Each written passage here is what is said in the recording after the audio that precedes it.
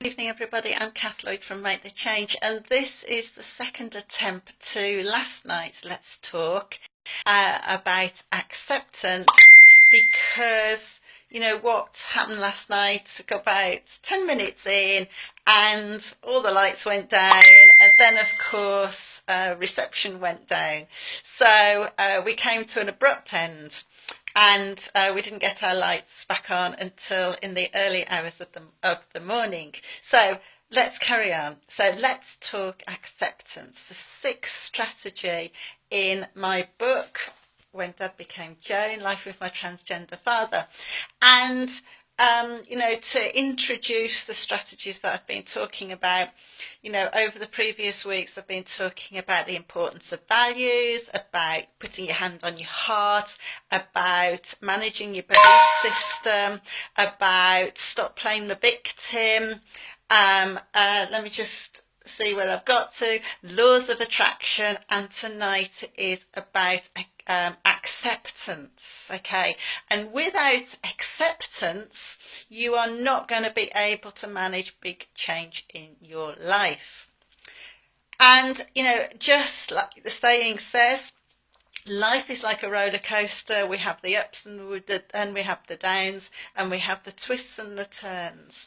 And unfortunately, sometimes, huge change is thrust upon us for, no fault of anybody's, and we have to manage it. We have to deal with it.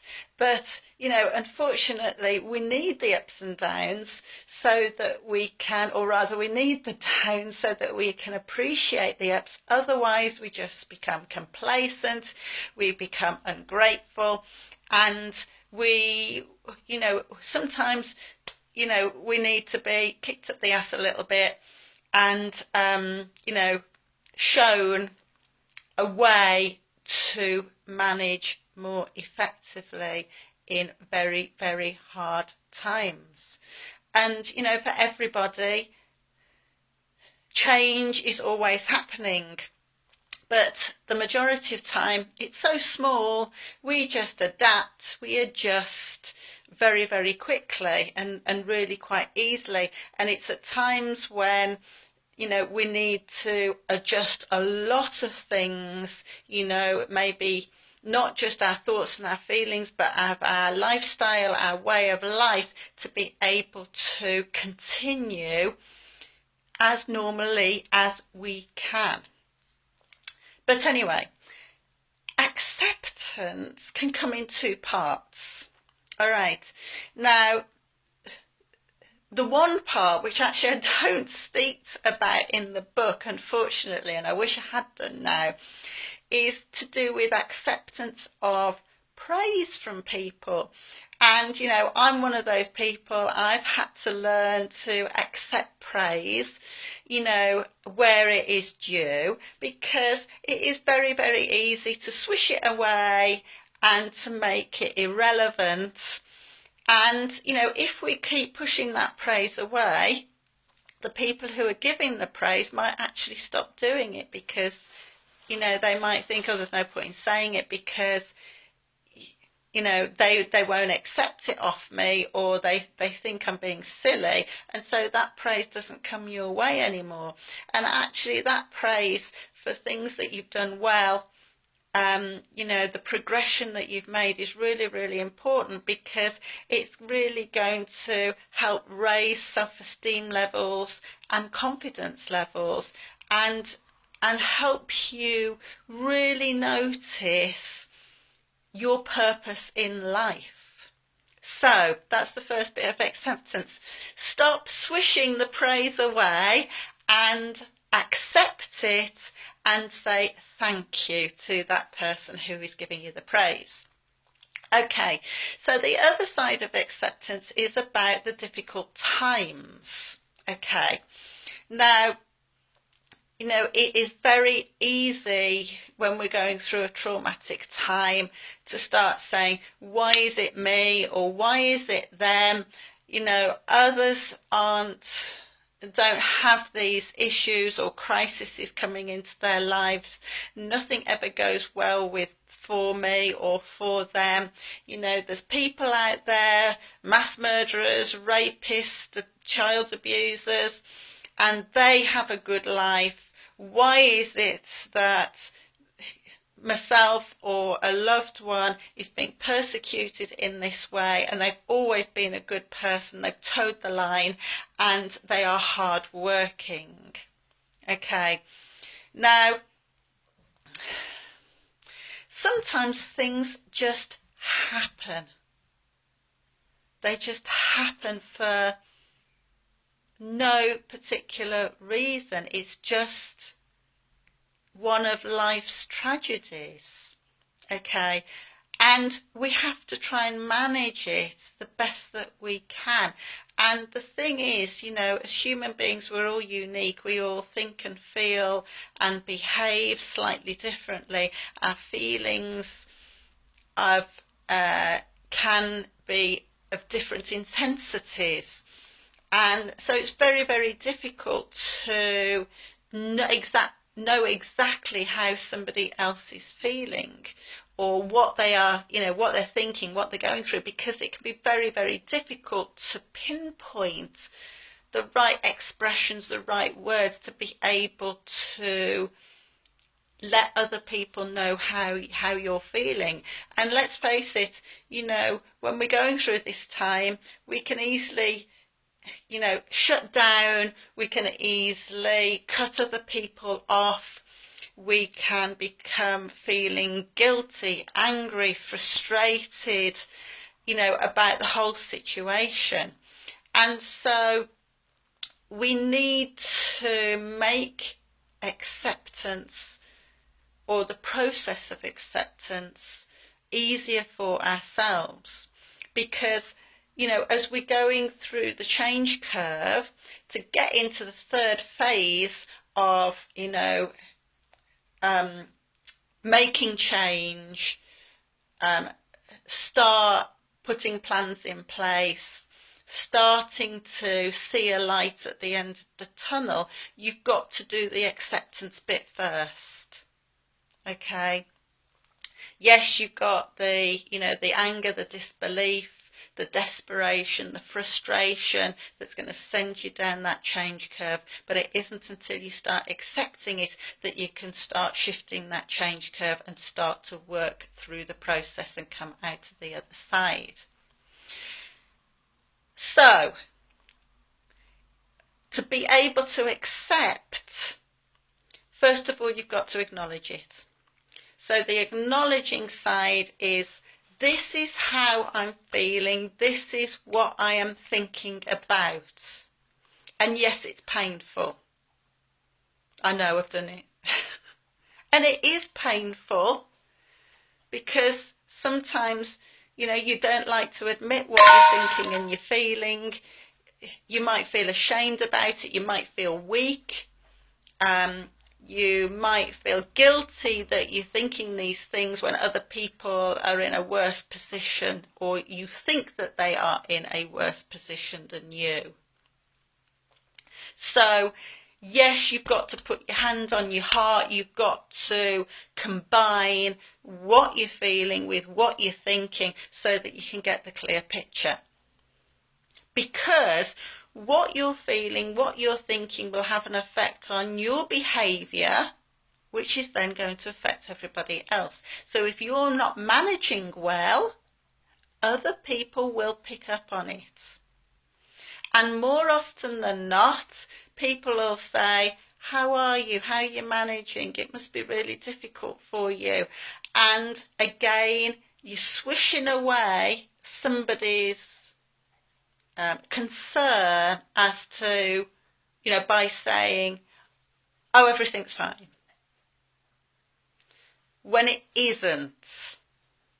Okay, so this is the acceptance. This is how I'm feeling. This is what I'm thinking. I don't like it, and I'm feeling shit. And if that's how you're feeling, then that's what you've got to say.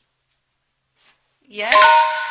People might not like the language that you're using, but when you are desperate, you have got to express it the best way that you can so that people can fully understand it. And then when they fully understand it and you fully understand it, you're going to be able to move in the right direction and have the right support network that you want, or you need rather. All right, because then you can choose what support you need for the different parts of trying to manage it. So, some questions for you. Now, all of the questions, are in the book, and there's a lot more questions to go with this little series that I'm giving you than I'm actually saying, because I could be here in half an hour asking you questions for you to start thinking about it. Okay, so I've got 6 questions. All right. So it's going back to what I've talked about before, putting your hand on your heart. You've got to connect with what you're thinking and feeling, or else it's not going to work. All right.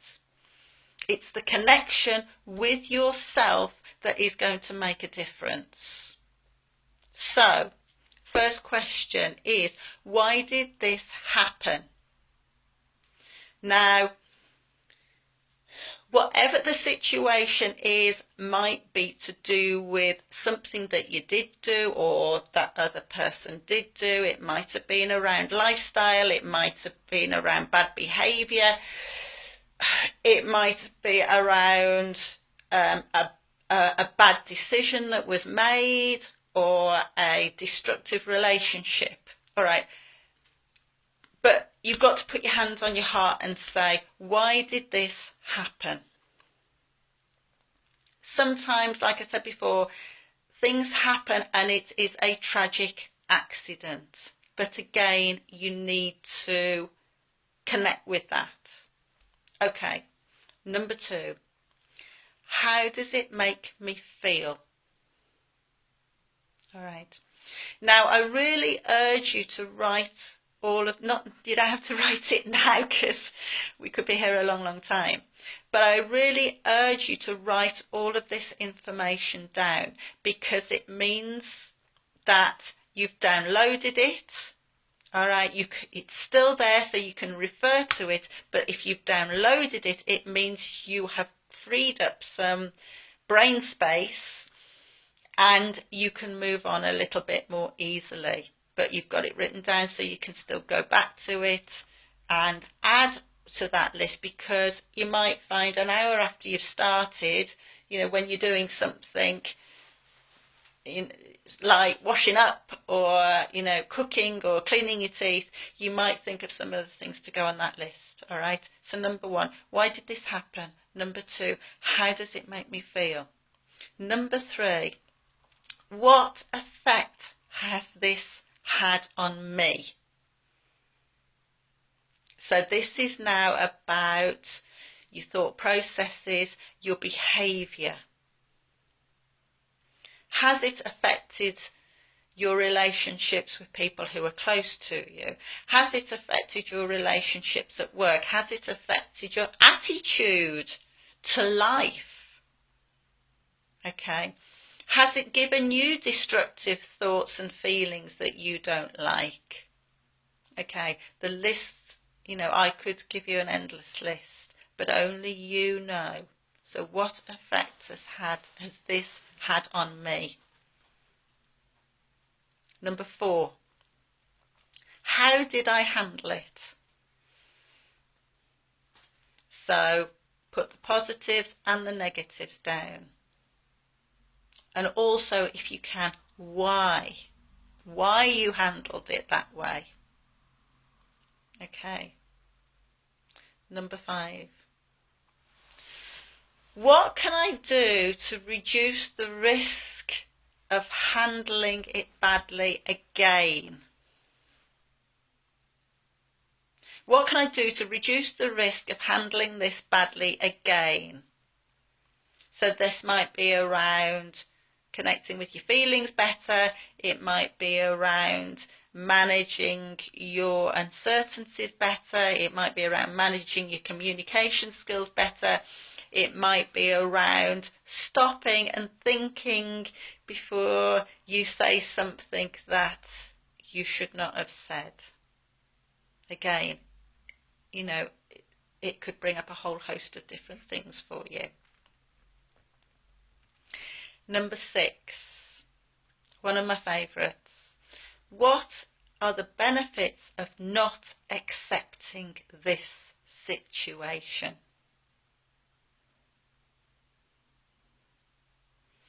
If you don't accept it, what is going to continue, or what could be worse? So I'll just run through those questions again quickly. Why did this happen? 2, how does it make me feel? 3, what effect has this had on me? 4, how did I handle it? 5, what can I do to reduce the risk of handling this badly again, or something similar? And 6, what are the benefits of not accepting this? Okay. So, good luck with all of those questions. And as I say, they are in the book, all right? Maybe not under that section, but the book does give you space to write everything down. And if you can't think of anything, there's plenty of space to doodle in the margins while you are thinking about it. Okay, so next week is going to be the 14th of March, and this is going to be the last strategy. So this is about strategizing your strategy. Okay, so it's about bringing all of this together so that you can really start to plan how you're going to really move into the last section of your change curve, so that you can start putting great steps forwards in how you are managing your feelings, your thoughts and your behaviour. Okay, so that you can really progress through the situation that you are at the moment. Now, in 2 weeks, which is going to be the 21st of March, I'm going to be talking about how to use essential oils to help you get through anxiety, stress, difficult situations. And I'm going to be talking about 3 different oils. Okay, the 3 basic oils, which I think are very, very versatile. So we're going to be looking at peppermint, lemon and lavender oils. Now, to really sort of make the most of this, if you send me a message or send me a personal message requesting some little samples of oil, so that you can, as we're going through the session, you can smell the oils or taste the oils for yourself as we're going through it, then all you need to do is to request a little sample of the 3 oils, and I will send them to you. So have a little think about it in advance, because if you ask me on Monday, I might not get those oils to you in time for 8 o'clock on Wednesday evening. So I will be putting out some reminders. I will remind everybody again next Wednesday. But start having a little think about it. If you want to make the most of that session, so it's going to be an interactive session, then don't forget to message me, all right? And request for those oils to be sent to you, because I am going to need an address, all right?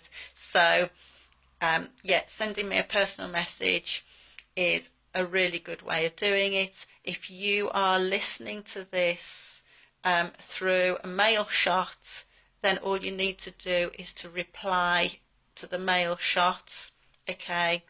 And I will set that in action for you to get those oils. So I look forward to speaking to you next Wednesday. Hopefully we'll have no electrical problems, and we can get through the session in 1 take rather than in 2 takes. So have a lovely evening. I'll speak to you next Wednesday, Wednesday the 14th of March at 8 o'clock, and have a great evening and have a great weekend. Bye bye now.